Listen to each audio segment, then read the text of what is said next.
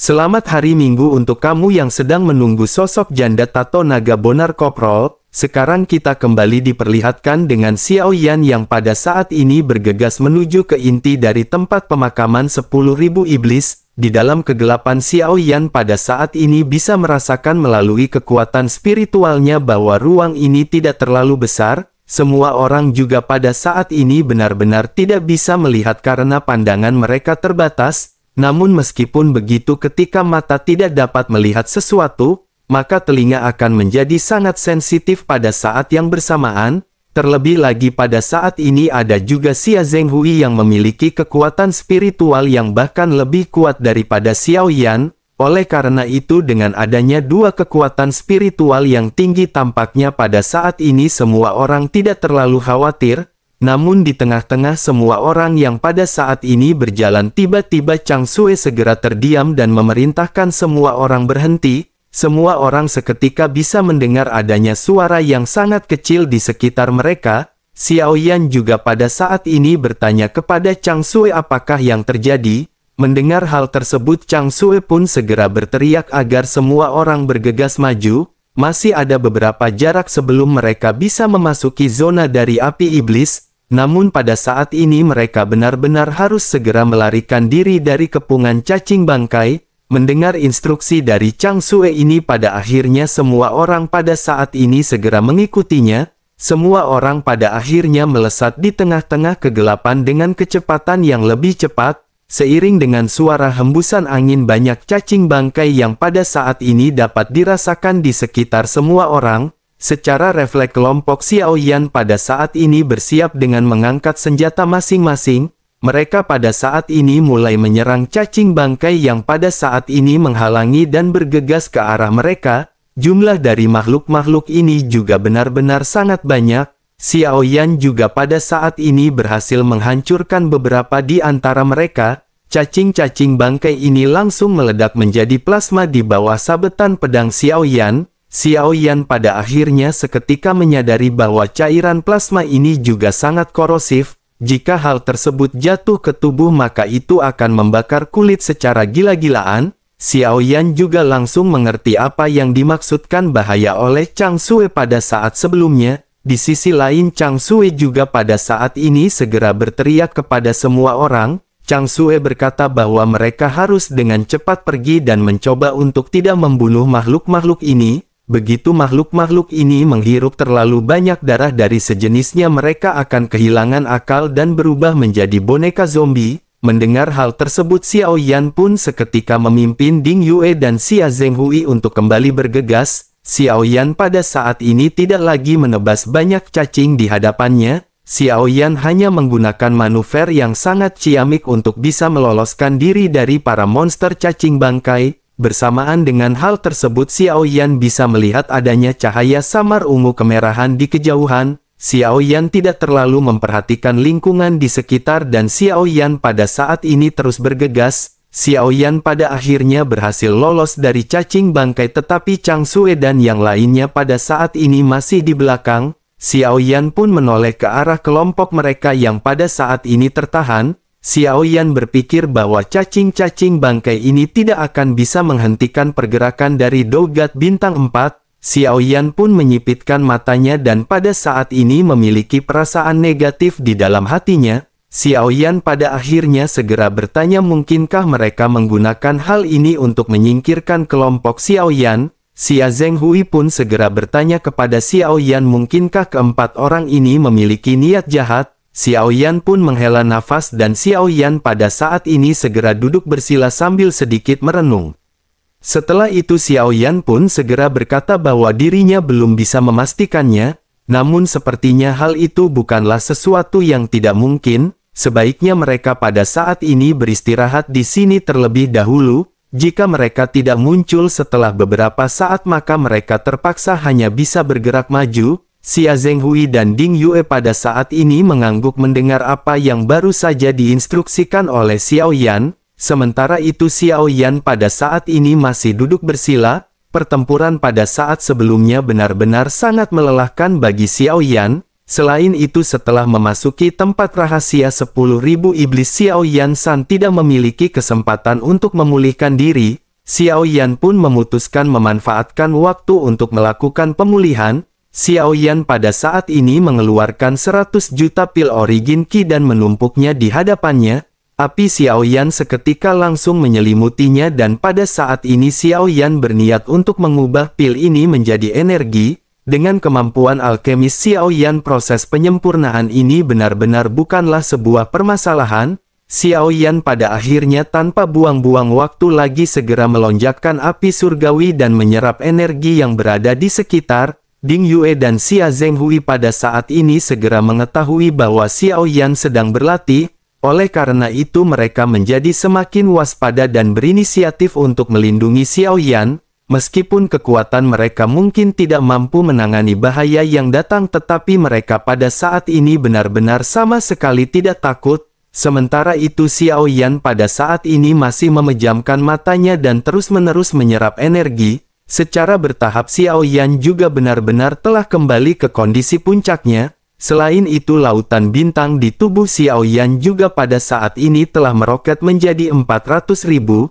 Xiao Yan telah menambahkan 100 juta pil origin Qi pada saat sebelumnya. Oleh karena itu Xiao Yan pada saat ini berniat untuk menghabiskan semua energi yang dirinya miliki yang bertotal 400 juta. Tanpa banyak basa-basi lagi Xiao Yan kembali memulai proses penyerapan energi. Setelah beberapa saat pada akhirnya lautan bintang Xiao Yan pada saat ini telah mencapai total 440.000. Xiao Yan pun menghela nafas dan pada saat ini Xiao Yan segera membuka matanya dan mengutuk diam-diam di dalam hatinya. Xiao Yan bergumam, jika saja Xiao Yan tidak mengembalikan uang tersebut kepada Chang Sue, mungkin Xiao Yan akan bisa menerobos ke tahap awal Dogat Bintang 5. Namun Xiao Yan pada saat ini hanya bisa menghela nafas dan menggertakkan giginya karena semua itu telah terjadi.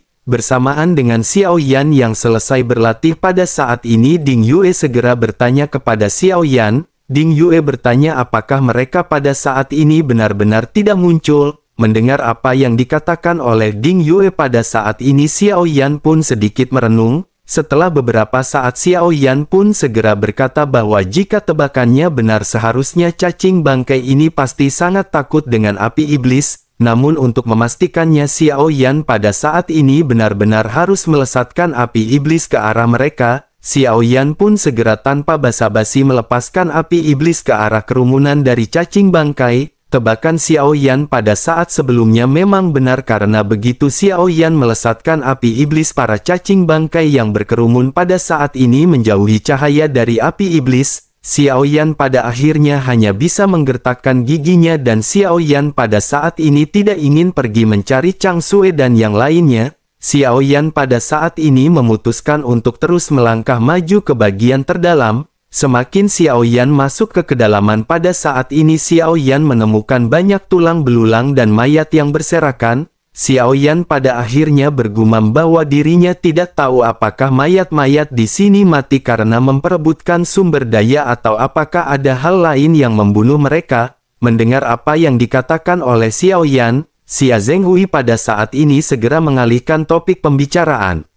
Sosoknya bertanya kepada Xiao Yan apakah Tuan Xiao Yan merasa bahwa sejak mereka memasuki tempat rahasia 10.000 iblis, ada sesosok yang selalu mematai-matai mereka di sepanjang perjalanan. Mendengar hal tersebut Xiao Yan pada saat ini menggelengkan kepalanya dan bertanya apakah Xia Zhenghui merasakannya dengan kekuatan spiritualnya. Setelah selesai berbicara Xiao Yan pada saat ini segera menoleh, begitu juga dengan Ding Yue. Sementara itu Xia Zhenghui kembali bertanya apakah mereka pada saat ini melihat seseorang berdiri di dalam kegelapan. Xiao Yan yang tidak melihat sesosok pun pada saat ini segera berkata kepada Xia Zhenghui agar dirinya jangan berbicara omong kosong. Menanggapi hal tersebut Xia Zhenghui pada saat ini menggelengkan kepalanya. Dirinya segera berkata sebaiknya mereka memperhatikannya dengan baik-baik. Tetapi mereka jangan melihat dengan sengaja dan mereka harus menggunakan penglihatan tepi ekor mata masing-masing. Begitu perkataan Xia Zhenghui ini terdengar baik, Xiao Yan dan Ding Yue segera melakukan apa yang dikatakan oleh Xia Zhenghui. Setelah beberapa saat suara Ding Yue pada akhirnya bergetar ketika dirinya berkata bahwa dirinya melihat Jin Wuchen. Meskipun dirinya tidak bisa melihatnya dengan jelas tetapi dirinya bisa merasakan bahwa itu adalah Jin Wuchen. Ding Yue pada akhirnya segera menoleh ke arah tempat sosok yang sebelumnya dirinya lihat di ekor matanya. Namun begitu dirinya menoleh pada saat ini sosok tersebut benar-benar telah menghilang dari pandangan Ding Yue. Mendengar hal tersebut Xiao Yan pada saat ini sedikit tertegun sebelum akhirnya mulai berbicara. Xiao Yan berkata bahwa ada yang aneh di tempat ini dan mereka jangan berhenti. Mereka harus terus bergerak maju dan mereka jangan menghiraukan yang berada di sekitar mereka. Xiao Yan pada saat ini tidak memberitahu Xia Zhenghui dan Ding Yue bahwa di dalam penglihatan tepi ekor mata Xiao Yan telah melihat semua anggota dari tim Fearless. Xiao Yan juga sesungguhnya dalam keadaan kaget pada saat ini tetapi dirinya menekan perasaannya. Xiao Yan menyadari bahwa apa yang dilihatnya pada saat ini hanyalah sebuah ilusi. Namun tepat ketika kelompok Xiao Yan kembali mengambil langkah ke depan pada saat ini terdengar suara langkah kaki di kejauhan yang mendekat. Xiao Yan juga melihat sosok cantik di kejauhan dan mata Xiao Yan pada saat ini tanpa sadar berbinar. Xiao Yan pada saat ini benar-benar terkejut melihat sosok yang lari ke arah Xiao Yan yang ternyata adalah King Mu'er. Sosok di depannya ini benar-benar terlihat sangat nyata hingga Xiao Yan benar-benar hampir terbawa oleh emosi. Xiao Yan tanpa sadar pada saat ini mengungkapkan senyum bahagia karena Xiao Yan sudah lama sekali tidak bertemu dengan King Mu'er. Sementara itu di sisi lain pada saat ini Xia Zhenghui melihat ke arah sosok wanita cantik yang juga bergegas ke arahnya. Sementara itu Ding Yue pada saat ini melihat sosok Jin Wuchen yang menghampirinya. Namun pada saat yang bersamaan begitu sosok King Mu'er mendekati Xiao Yan tiba-tiba senyum cantik di wajah King Mu'er pada saat ini berubah menjadi datar. 6 tentakel dengan ujung yang setajam pisau juga pada saat ini tiba-tiba melesat ke arah Xiao Yan. Xiao Yan pada akhirnya segera tersadar dan pada saat ini Xiao Yan tanpa banyak basa-basi segera mengeluarkan tinju api Fearless. Benturan pada akhirnya segera terjadi dan sosok yang baru saja menyerupai King Mu'er pada saat ini terlempar mundur. Begitu Xiao Yan memperhatikan sosok ini lebih dekat Xiao Yan segera menyadari bahwa ini adalah seekor laba-laba besar. Xiao Yan pada akhirnya mengeluarkan pedang berat misteriusnya tanpa ragu-ragu dan Xiao Yan bersiap untuk berhadapan dengan laba-laba iblis hantu ini. Xiao Yan juga pada saat ini menoleh ke arah Xia Zhenghui dan Ding Yue yang tampak hendak berpelukan dengan sosok laba-laba. Xiao Yan pada akhirnya segera melesatkan Void Shuttle untuk menghancurkan laba-laba yang menjerat mereka berdua ke dalam ilusi. Bersamaan dengan kedua makhluk ini yang dihancurkan oleh Xiao Yan pada akhirnya keduanya pada saat ini segera tersadar. Xiao Yan juga pada saat ini segera berkata kepada mereka agar mereka memperhatikan lingkungan di sekitar. Laba-laba ini seharusnya bisa berubah menjadi apa yang mereka inginkan di dalam hati masing-masing. Oleh karena itu mereka pada saat ini jangan menahan diri dan jika berhadapan dengan laba-laba maka mereka harus segera membunuhnya. Begitu Xiao Yan selesai berbicara pada saat ini ada beberapa sosok lagi dan masing-masing dari sosok ini adalah Long Yi, Xiao Zhan, Nan Erming, Ziying, Zhenni, Lang Tian dan yang lainnya. Ketika melihat sosok-sosok yang tampak sangat nyata bahkan Xiao Yan pun pada saat ini benar-benar sedikit tertegun.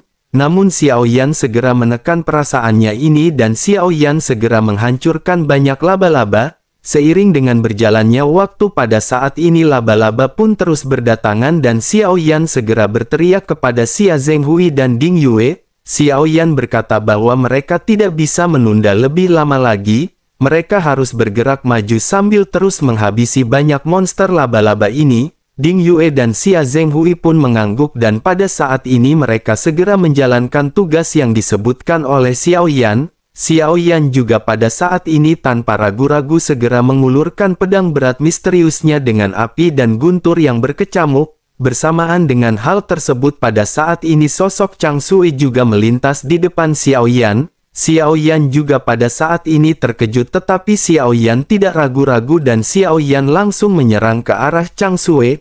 Melihat hal tersebut sosok Chang Sui pada saat ini benar-benar terlihat panik dan bergegas mundur dari serangan Xiao Yan. Xiao Yan juga pada saat ini tertegun ketika melihat pukulan Xiao Yan benar-benar tidak bisa mengenai sosok Chang Sue. Xiao Yan pada akhirnya tanpa sadar bergumam bahwa makhluk yang satu ini lebih kuat dan sangat cepat. Begitu selesai berbicara Xiao Yan pada saat ini sekali lagi mendekati sosok Chang Sue, Xiao Yan segera mengeluarkan kekuatan yang lebih kuat daripada sebelumnya. Chang Sue juga pada saat ini benar-benar terkejut dan mau tidak mau segera menghadapi serangan Xiao Yan. Kedua belah pihak pada akhirnya sama-sama berbenturan dan sosok Chang Sue pada saat ini terlempar mundur. Sementara itu Xiao Yan pada saat ini sedikit tertegun karena merasakan gelombang kuat dari origin Qi yang berdesir.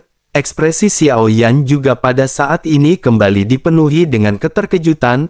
Xiao Yan berpikir bahwa laba-laba iblis ini tidak memiliki metode seperti itu pada saat sebelumnya. Xiao Yan benar-benar terheran-heran karena laba-laba yang satu ini benar-benar bisa mengeluarkan tinju untuk melawan. Sementara itu di sisi lain sosok Chang Sue segera bertanya ke arah Xiao Yan dengan wajah dingin. Sosoknya bertanya mengapa Tuan pada saat ini menyerang. Chang Sue yang terdiam kembali dikejutkan dan tanpa sadar bertanya mungkinkah ini bukan laba-laba iblis. Begitu Chang Sue mendengar hal ini jejak kemarahan pada saat ini tiba-tiba muncul di wajahnya yang cantik. Sementara itu Xiao Yan segera menyadari bahwa tampaknya ini benar-benar bukanlah laba-laba dan ini merupakan Chang Sue asli. Xiao Yan pada akhirnya segera meminta maaf kepada Chang Sue dan menjelaskan bahwa mereka baru saja bertemu dengan laba-laba iblis. Laba-laba ini bisa mengubah bentuk menjadi manusia dan Xiao Yan benar-benar tidak sengaja menyerang Chang Sue.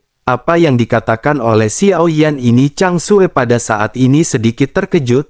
Sosoknya pada akhirnya bertanya apakah Tuan telah bertemu dengan laba-laba iblis. Xiao Yan pun sedikit mengangguk sementara Chang Sue pada saat ini terlihat menjadi semakin pucat. Dengan menunjukkan ekspresi khawatir sosoknya berkata jika begitu permasalahannya maka mereka harus segera pergi. Raja dari laba-laba ini pasti ada di dekat mereka. Jika mereka bertemu dengan Raja laba-laba ini maka hal tersebut benar-benar akan mengerikan. Mendengar apa yang dikatakan oleh Chang Sue pada saat ini Xiao Yan hanya terdiam seolah-olah tidak mempercayainya.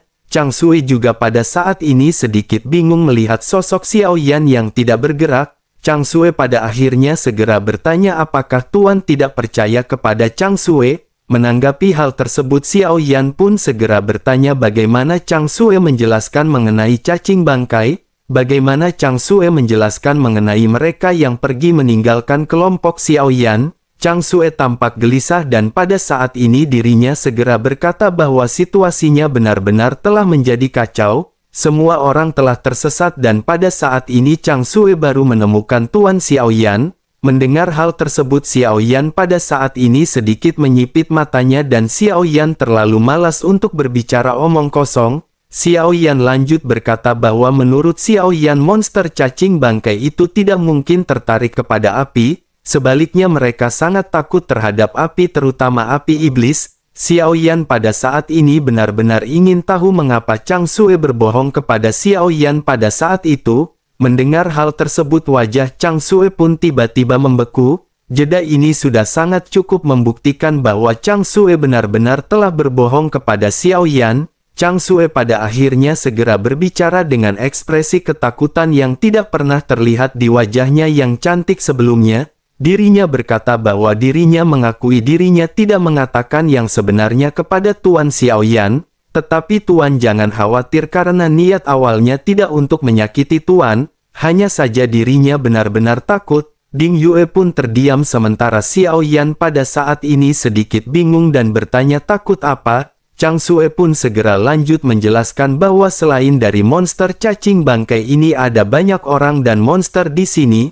Mungkin cacing bangkai takut dengan api tetapi orang-orang yang berada di sini justru sebaliknya. Selain itu semua ini memang Chang Sue karena dirinya tidak mengatakan yang sebenarnya dan membuat Tuan salah paham. Mendengar apa yang dijelaskan oleh Chang Sue, Xiao Yan pada saat ini hanya sedikit menyipitkan matanya. Xiao Yan pada saat ini masih ragu mengenai kebenaran dari apa yang dijelaskan oleh Chang Sue. Namun meskipun begitu Xiao Yan pada saat ini berpikir bahwa sebaiknya mereka pada saat ini pergi terlebih dahulu. Xiao Yan pada akhirnya segera berkata jika begitu permasalahan maka mereka harus segera pergi. Chang Sue pun mengangguk dan berkata bahwa Kulin dan yang lainnya telah menghilang tetapi itu bukan permasalahan.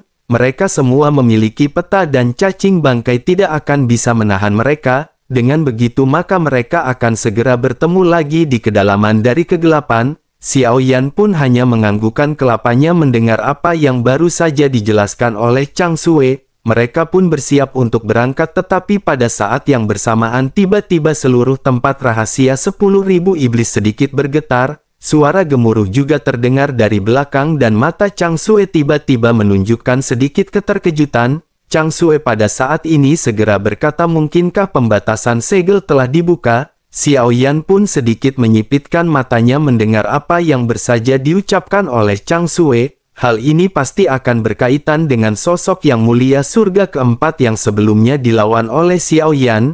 Jika begitu permasalahannya maka Xiao Yan pada saat ini tidak bisa menunda lebih lama lagi. Setidaknya sebelum Xiao Yan bertemu dengan yang mulia surga keempat lagi Xiao Yan dapat menemukan dan mengintegrasikan 10 api iblis absolut. Dengan begitu mungkin Xiao Yan akan bisa melawan yang mulia surga keempat dengan kekuatan api iblis ini. Pada akhirnya kelompok Xiao Yan bersama dengan Chang Sue pada saat ini bergerak bergegas menuju ke kedalaman. Sambil berlari pada saat ini Chang Sue segera menjelaskan bahwa jika mereka masuk jauh lebih dalam, mereka akan memasuki zona dari api iblis. Zona ini berisi sumber energi yang sangat kuat yang sangat membantu untuk pelatihan. Bahkan jika seseorang tidak memiliki api iblis dan mereka hanya berada di pinggiran untuk waktu yang singkat, tidak akan ada yang terjadi dan mereka juga dapat menyerap energi di sekitar. Namun meskipun begitu dirinya tidak tahu bagaimana cara mereka bisa mencapai inti untuk mendapatkan energi yang lebih besar. Mendengar hal tersebut Xiao Yan pada saat ini hanya menganggukkan kepalanya.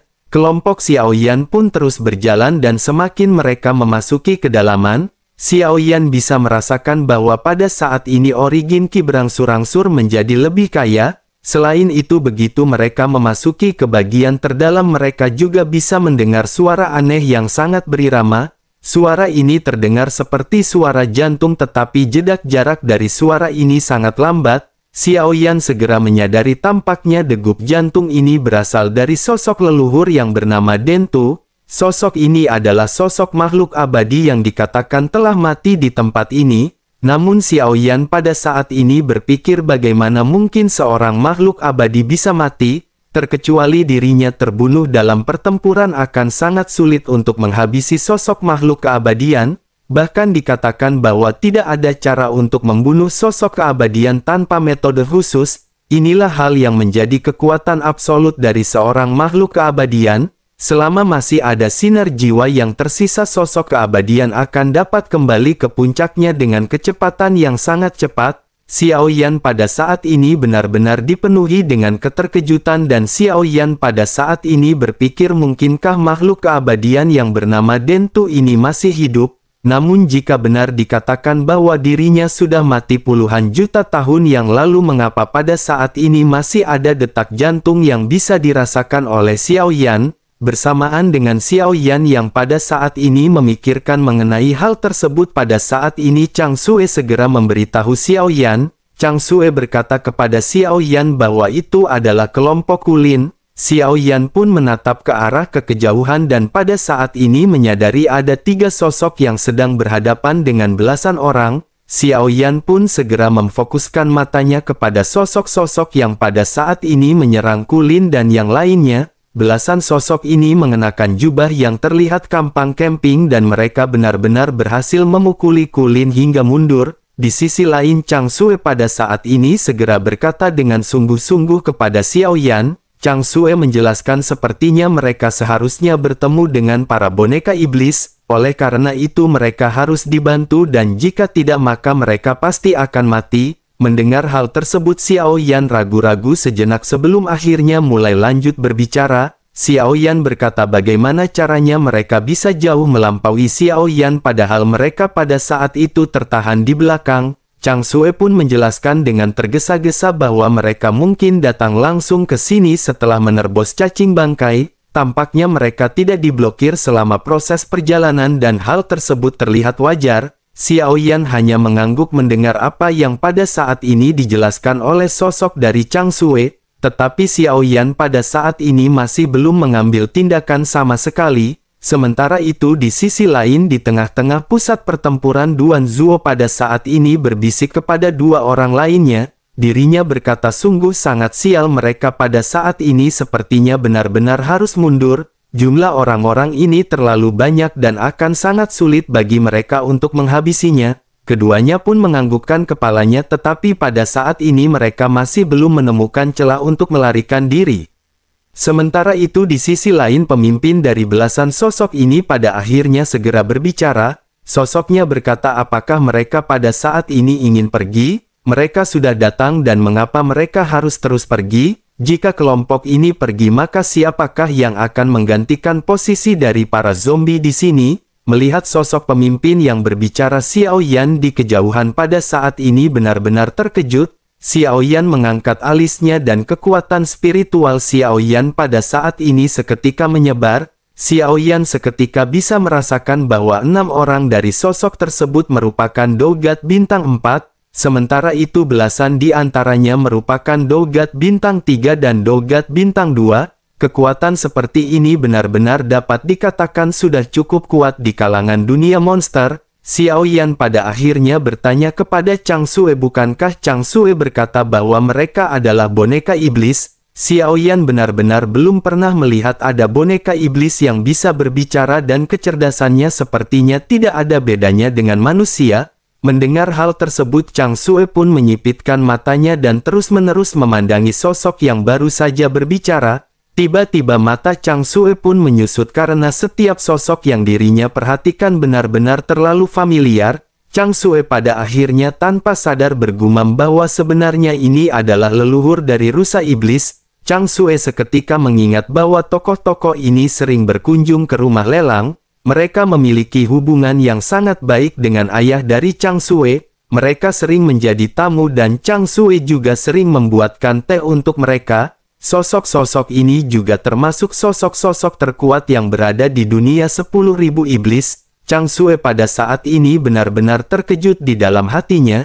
Chang Sue berpikir mungkinkah leluhur yang hilang ini semuanya telah memasuki tempat persembunyian rahasia 10.000 iblis. Mungkinkah mereka juga telah dikendalikan oleh api iblis dan menjadi boneka iblis? Setelah menyadari bahwa ini adalah sosok yang familiar baginya Chang Sue pun seketika bergegas maju tanpa ragu. Ketika Kulin dan yang lainnya melihat Chang Sue mereka pada saat ini seolah-olah telah melihat sesosok penyelamat. Chang Sue juga pada saat ini segera mengalihkan perhatian dengan menangkupkan tangannya ke arah leluhur dari rusa iblis. Sosoknya berkata bahwa Junior adalah putri dari Chang Si dari rumah lelang iblis leluhur. Dirinya benar-benar sangat penasaran apakah leluhur dari rusa iblis pada saat ini masih mengenalinya. Sosok itu pun seketika menatap ke arah Chang Sue dan setelah beberapa saat dirinya tiba-tiba terlihat terkejut. Sosoknya pada akhirnya menghela nafas dan bertanya kepada Chang Si apakah Chang Si pada saat ini masih baik-baik saja.